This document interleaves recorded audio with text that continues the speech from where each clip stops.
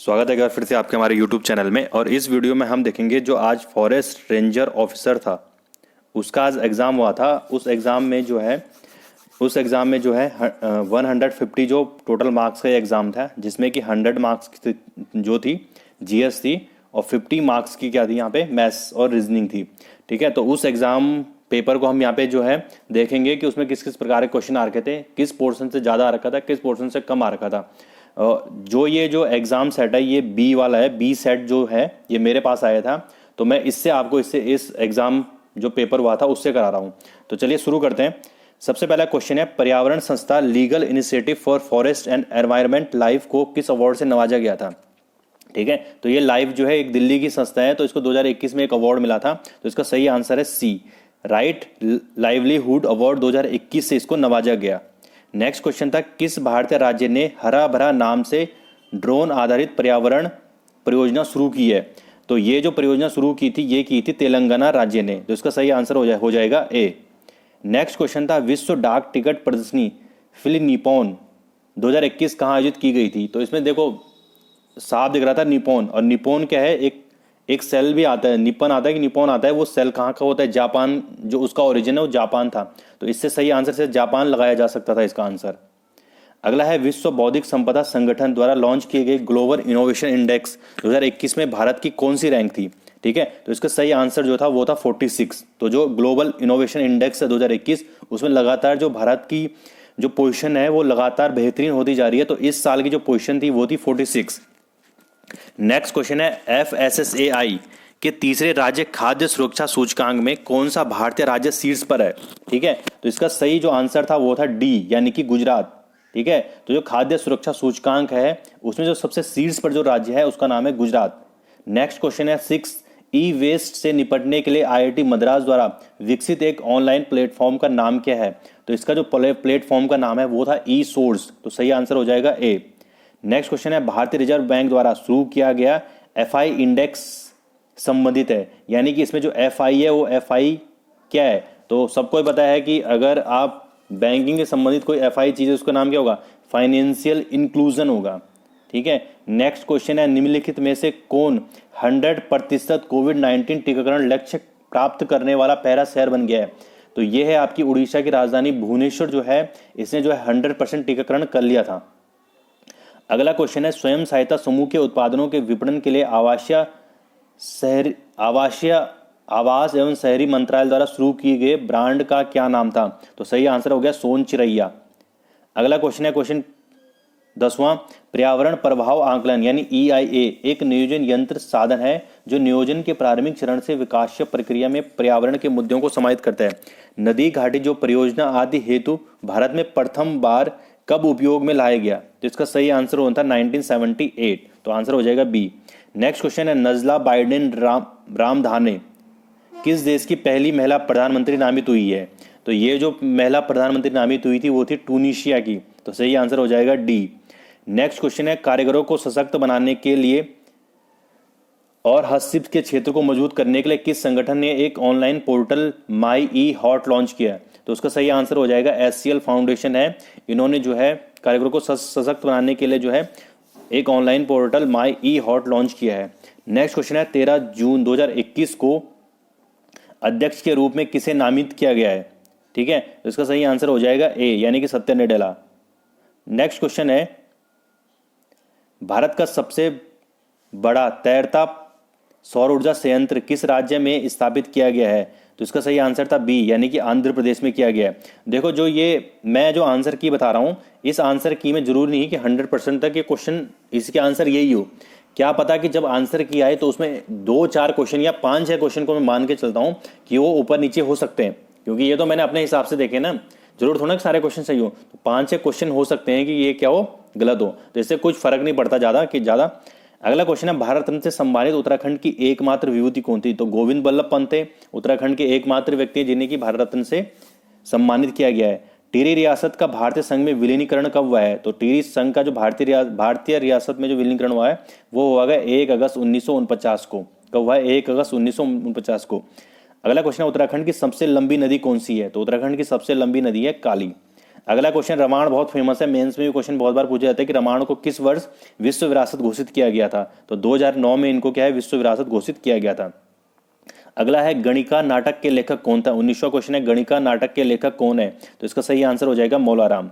Next question है, अवतार सिंह पंवार प्रसिद्ध हैं। तो जो अवतार सिंह पंवार उत्तराखंड के हैं और ये जो प्रसिद्ध हैं ये है मूर्तिकार। नेक्स्ट क्वेश्चन, नागेंद्र सकलानी किस तिथि को शहीद हुए थे। तो जो नागेंद्र सकलानी थे वो इसका हो जाएगा सी, यानी कि 11 जनवरी 1948 को नागेंद्र सकलानी क्या हुए थे, शहीद हुए थे। नेक्स्ट क्वेश्चन है, इकोनॉमिक इंटेलिजेंस यूनिट EIU द्वारा जारी किए गए शहरी सुरक्षित शहरों के सूचकांक 2021 में किस शहर को दुनिया का सबसे सुरक्षित शहर घोषित किया गया है। तो इसका सही आंसर था सी, यानी कोपेनहेगन।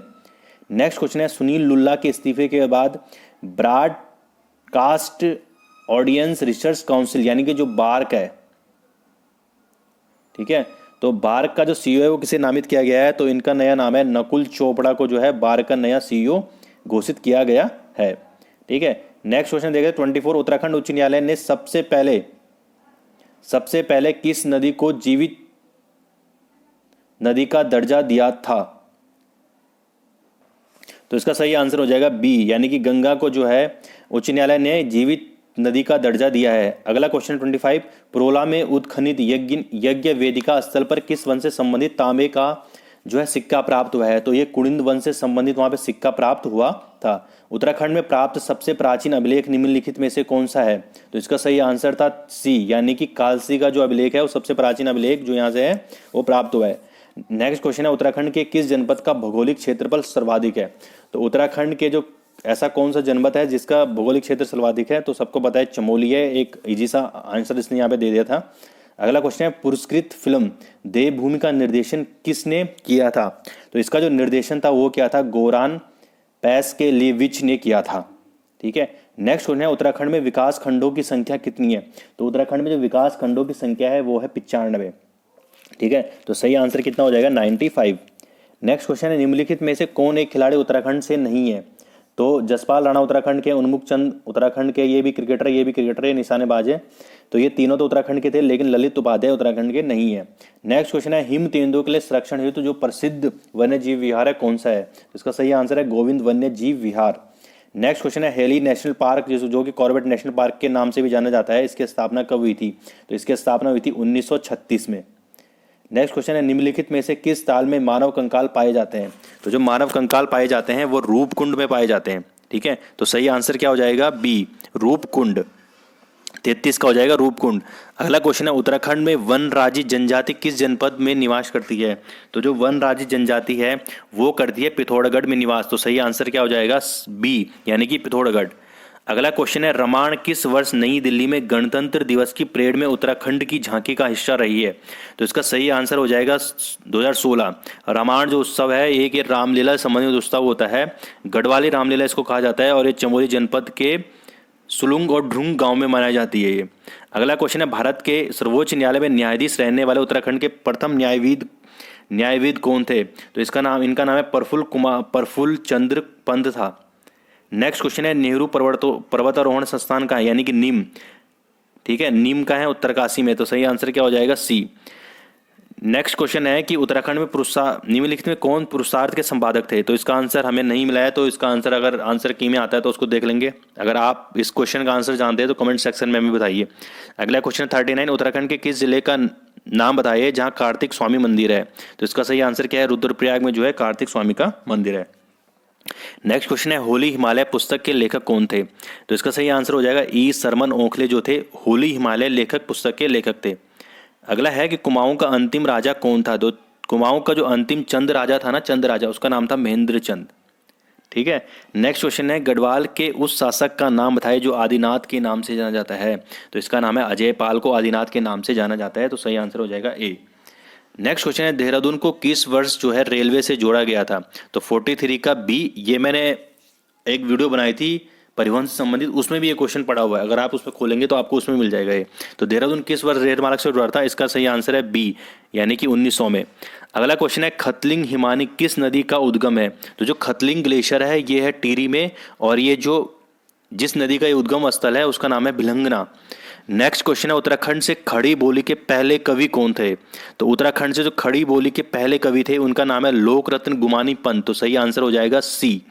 नेक्स्ट क्वेश्चन है, शिव प्रसाद डबराल यानी चारण जाने जाते हैं, जो कि है एक क्या है? तो शिव प्रसाद डबराल यानी चारण का नाम से जाना जाता है।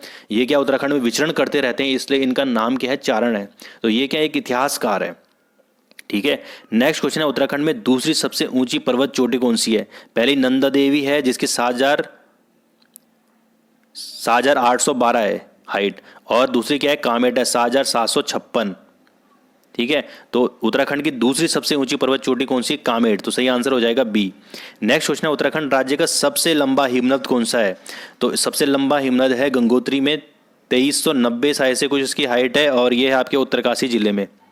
नेक्स्ट क्वेश्चन है, स्टेनलेस स्टील में उपस्थित तत्वों का बढ़ता हुआ क्रम है।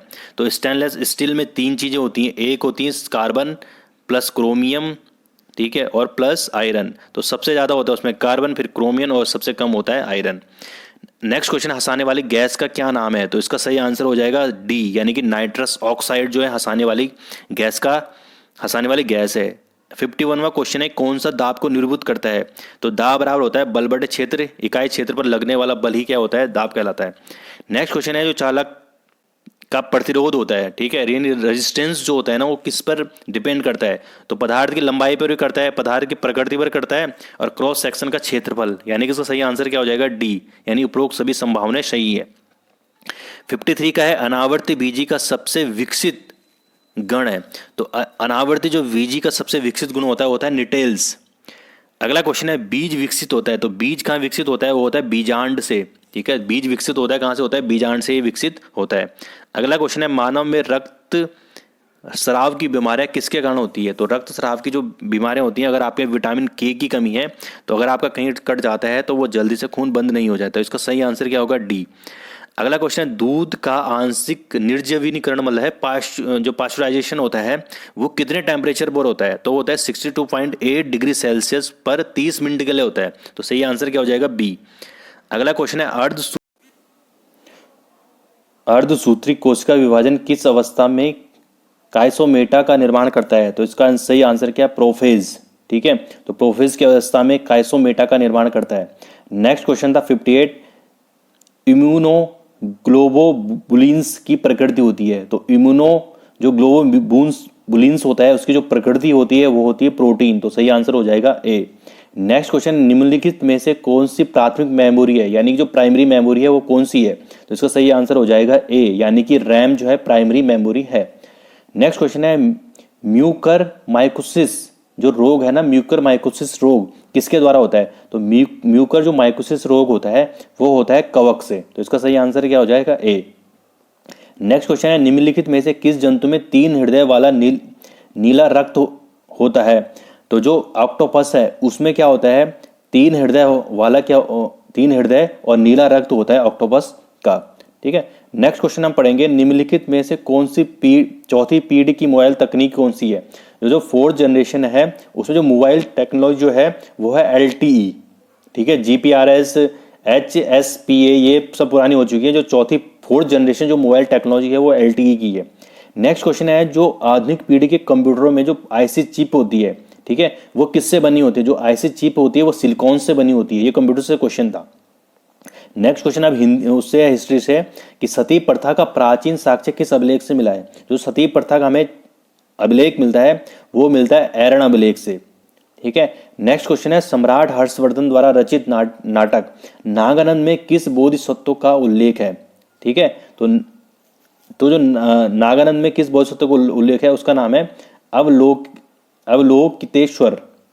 नेक्स्ट क्वेश्चन है, गोडो फर्नीस किस राजवंश का शासक था? ठीक है, कुषाण का, शक का, पहलव का या कण्व का? इसका जो सही आंसर था वो था पहलव राजवंश का था।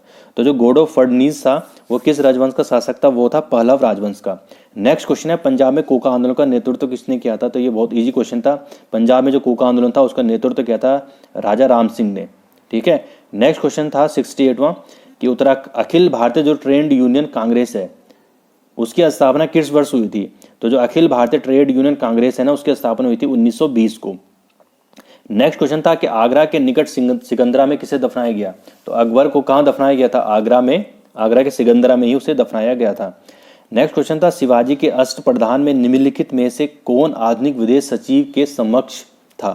तो जो उसका विदेश सचिव के जो समक्ष था ना, अष्टप्रधान थे शिवाजी के, तो वो था दबीर। तो सही आंसर क्या हो जाएगा? डी। नेक्स्ट क्वेश्चन है सुरेंद्र नाथ बनर्जी को किस वर्ष भारतीय सिविल सेवा से हटाया गया था? तो जो सुरेंद्र नाथ बनर्जी थे, एससी बनर्जी थे, उन्हें 1874 में जो है सिविल सेवा से हटा लिया गया था। नेक्स्ट क्वेश्चन है धर्मत का युद्ध कब हुआ था? तो धर्मत का युद्ध जो है औरंगजेब और दारा शिकोह के बीच हुआ था और ये होता 1658 में। अगला क्वेश्चन है भारत का एकमात्र यहूदी वायसराय कौन था? तो भारत का जो एकमात्र यहूदी वायसराय था वो था कौन? लॉर्ड रीडिंग था। नेक्स्ट क्वेश्चन है किस ग्रंथ की रचना संध्याकर नंदी के द्वारा की गई थी? तो संध्याकर नंदी के द्वारा जिस ग्रंथ की रचना की गई थी उसका नाम था रामचरितमानस। अगला क्वेश्चन है कौन सा लोकप्रिय समाचार पत्र तमिल में प्रकाशित होता था? तो स्वदेश मित्रम जो है तमिल में ये प्रकाशित होता था। नेक्स्ट क्वेश्चन है 76 एक बाइट में कितने बिट्स होते हैं? तो एक बाइट में होते हैं 8 बिट्स होते हैं। अगला क्वेश्चन है हाफ बाइट कहलाती है? तो हाफ बाइट को बोलते हैं निबल। तो सही आंसर हो जाएगा ए। ठीक है, ये है सही आंसर ए। अगला क्वेश्चन देख लेते हैं निम्नलिखित में से कौन सा अनुच्छेद वयस्क मताधिकार से संबंधित है? तो वयस्क जो मताधिकार से संबंधित है वो है अनुच्छेद 326 से। ठीक है। अगला क्वेश्चन है भारत के सर्वोच्च न्यायालय द्वारा निम्नलिखित में से कौन सा आदेश अवैध रूप से निरोध किए जाने के मामले में जारी किया गया था? तो अगर अवैध रूप से किसी को आप क्या है बंदी रखते हैं तो उसको रखता है बंदी प्रत्यक्षीकरण। अगला क्वेश्चन है भारतीय संविधान की जो 11वीं अनुसूची है उसमें जो पंचायतें हैं उन पंचायतों के लिए कितने विषय हैं? तो पंचायतों के लिए जो टोटल विषय है वो है 29। अगला क्वेश्चन है राज्य लोक सेवा आयोग के अध्यक्ष की नियुक्ति कौन सा करता है? तो राज्य लोक सेवा आयोग के अध्यक्ष की नियुक्ति करता है राज्य के राज्यपाल। तो सही आंसर हो जाएगा बी। नेक्स्ट क्वेश्चन है निम्नलिखित में से भारतीय संविधान का कौन सा भाग अंतर्राष्ट्रीय शांति एवं सुरक्षा की अभिवृद्धि के लिए राज्य के उत्तरदायित्व का वर्णन करता है? तो हमने अगर राज्य के नीति निर्देशक तत्व पढ़े हैं तो राज्य के नीति निर्देशक तत्वों में क्या है उसमें जो है अनुच्छेद 51 है। राज्य के नीति निर्देशक जो तत्व है वो 36 से 51 में है, भाग 4 में है। ठीक है, उसमें जो अनुच्छेद 51 में तो उसमें अंतर्राष्ट्रीय शांति एवं सुरक्षा की अभिवृद्धि की बात की गई। तो सही आंसर हो जाएगा सी। अगला क्वेश्चन है भारत के जो राष्ट्रपति है ना उसके विरुद्ध जो महाभियोग पर संसद के किसी सदन के कितने सदस्यों का हस्ताक्षर होना आवश्यक है? तो जब ये प्रस्ताव पारित होता है यानी कि पहले कि भाई हमें क्या है राष्ट्रपति पर महाभियोग लगाना है तो हमें पहले क्या करना पड़ेगा 1/4 सदस्य द्वारा साइन करना पड़ेगा। फिर वो होता है कि हम लगा सकते हैं कि नहीं लगा सकते राष्ट्रपति पर महाभियोग। ठीक है, फिर उसके बाद वो प्रोसेस चलती है बाद वाली की 124 के 4 वाली। अगला क्वेश्चन है पंचायती राज से संबंधित जो समितियां थी ना उनका कालानुक्रम क्या था? तो पंचायती राज में सबसे पहले समिति बनी थी वो बनी थी बलवंत राय मेहता समिति। तो इसका सबसे पहले थर्ड, फिर बनी थी अशोक मेहता समिति और फिर बनी थी GV.K. राव समिति और लास्ट में बनी थी ML सिंघवी समिति। तो इसका सही आंसर हो जाएगा 3 यानी कि सी। अगला क्वेश्चन है निम्नलिखित में से भारतीय संविधान का कौन सा अनुच्छेद राज्य का जो राज्यपाल है उसको अध्यादेश जारी करने की शक्ति प्रदान करता है? तो अगर हम केंद्र में देखें तो राष्ट्रपति जो है 123 के माध्यम से जो अध्यादेश जारी करता है। और अध्यादेश क्या होता है कि जब संसद में कोई सदन नहीं चल रहा होगा तो राष्ट्रपति की ऐसी शक्ति होती है कि वो अध्यादेश जारी कर सकता है। और अध्यादेश क्या होता है एक कानून, जैसे कि एक नया कानून बनता है उसी के समान होता है। तो ऐसे ही जो राज्य का राज्यपाल है वो 213 के माध्यम से अध्यादेश जारी कर सकता है। तो सही आंसर क्या हो जाएगा? डी। अगला क्वेश्चन है निम्नलिखित में से किस संविधान संशोधन अधिनियम द्वारा संविधान की प्रस्तावना में संशोधन किया गया है? तो 42वें संविधान संशोधन अधिनियम द्वारा संविधान की प्रस्तावना में संशोधन किया गया था। ठीक है, जिसमें क्या है पंथ निरपेक्षता, एकता और अखंडता जैसे शब्द जोड़े गए थे। अगला क्वेश्चन राज्यसभा का जो सदस्य होता है ना उसकी अवधि चुनने की अवधि कितनी होती है? तो उसकी चुनने की अवधि होती है 6 साल। अगला कौन सा है निम्नलिखित में से कौन सा संविधान संशोधन भारत में मतदान की आयु को कम करने से संबंधित था? तो 61वां संविधान संशोधन 1989 के द्वारा जो है 61वां संविधान संशोधन 1989 के द्वारा जो है जो वोट देने की उम्र थी उस वोट देने की उम्र को कितना किया गया? 18 वर्ष किया गया। अगला क्वेश्चन है भारत में मरुस्थल वृक्षारोपण एवं अनुसंधान केंद्र कहाँ स्थित है? तो वो है आपके जोधपुर में। ठीक है, नेक्स्ट क्वेश्चन है भारत में निम्नलिखित राज्यों में से कौन सा वृक्ष का सबसे बड़ा उत्पादक है? तो सबसे बड़ा जो उत्पादक है वो है आंध्र प्रदेश। अगला क्वेश्चन है राज्य पुनर्गठन आयोग की स्थापना कब की गई थी? राज्य पुनर्गठन आयोग की स्थापना की गई थी 1953 में। तो इसका सही आंसर हो जाएगा ए। नेक्स्ट क्वेश्चन है निम्नलिखित में से कौन भारत में प्रथम राज्य है जो अपने सकल घरेलू उत्पाद की गणना में सकल पर्यावरण उत्पाद का उपयोग करता है? तो उसका सही आंसर हो जाएगा ए, डी, यानी कि केरल। नेक्स्ट क्वेश्चन है 6 फरवरी 2018 को निर्गत भारत में वनों की स्थिति रिपोर्ट 2017 के अनुसार देश के जो कुल भौगोलिक क्षेत्र है उसका कितने प्रतिशत वनों के अंतर्गत है। तो इस समय जो 2017 की रिपोर्ट थी उसमें भारत में जो टोटल वन थे वो 21.54% थे।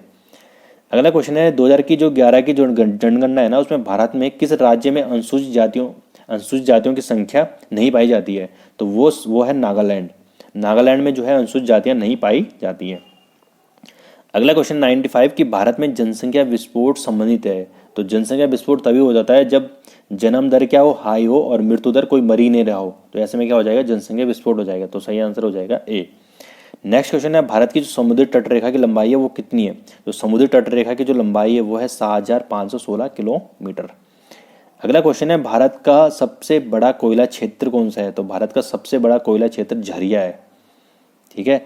अगला क्वेश्चन है अंतरराष्ट्रीय जो जलमार्ग प्राधिकरण है भारत में IAAI एक संवैधानिक संस्था के रूप में 27 अक्टूबर 1966 को गठित हुई थी। इसका मुख्यालय कहाँ है। तो इसका मुख्यालय नोएडा में, नोएडा उत्तर प्रदेश में इसका मुख्यालय बना हुआ है। अगला क्वेश्चन है निम्नलिखित में कौन पिछड़ी जाति आयोग के प्रथम सभापति थे। तो काका साहब का जो कालेकर थे वो क्या थे, पिछड़ी जाति आयोग के प्रथम सभापति थे। तो इसका सही आंसर क्या हो जाएगा, बी। और लास्ट क्वेश्चन इसमें था कि भारतीय संविधान विधि का शासन रूल ऑफ लॉ किस अनुच्छेद में है। तो है आर्टिकल 14 में। ठीक है। तो ये इसके आंसर की थी। ठीक है। तो अगर आपके 90 से 95 नंबर आ रहे तो जनरल में सिलेक्शन होने के चांसेस हैं। ठीक है। बाकी इसके बाद ही पता चल पाएगा जब आंसर की आएगी तो सही आंसर कितने थे और कितने नहीं थे। ठीक है। बाकी अगर आपका कोई क्वेश्चन है तो आप कमेंट सेक्शन में लिख के मुझे बताइए। धन्यवाद।